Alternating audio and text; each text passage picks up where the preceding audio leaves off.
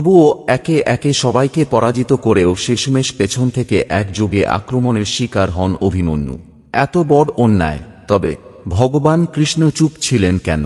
বন্ধুরা, এই প্রশ্নের উত্তর খুঁজতে গেলে আমাদের বুঝতে হবে কৃষ্ণকে ছিলেন। তিনি ছিলেন পরম ব্রহ্ম, সর্বজ্ঞ ঈশ্বর, জন্মমৃত্যুর নিয়ন্ত্রক। তবুও তিনি নিজেই বলেছিলেন, আমি প্রতিজ্ঞা করেছি, আমি অস্ত্র নেব না, আমি এই যুদ্ধে শুধু রথচালক, ধর্মরক্ষক। তার চুপ থাকা মানে অসমর্থতা নয়, বরং মহাকালীয় ন্যায় ও কর্মফলের প্রতি শ্রদ্ধা। পুরাণে এক কাহিনী আছে, অভিমন্যুর পূর্বজন্মে সে ছিল এক গন্ধর্ব রাজা। সে একবার নিজের অহংকারে দেবতাদের অপমান করেছিল এবং তার ফলেই তাকে পরের জন্মে এক মহাবীরের শরীরে জন্ম নিতে হয়, কিন্তু অকাল মৃত্যুর মুখোমুখি হতে হয়।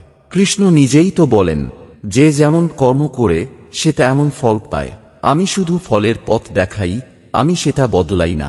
তাই অভিমন্যুর মৃত্যু ছিল তার নিজেরই কর্মের প্রতিফল। কৃষ্ণ শুধু সেই ধারা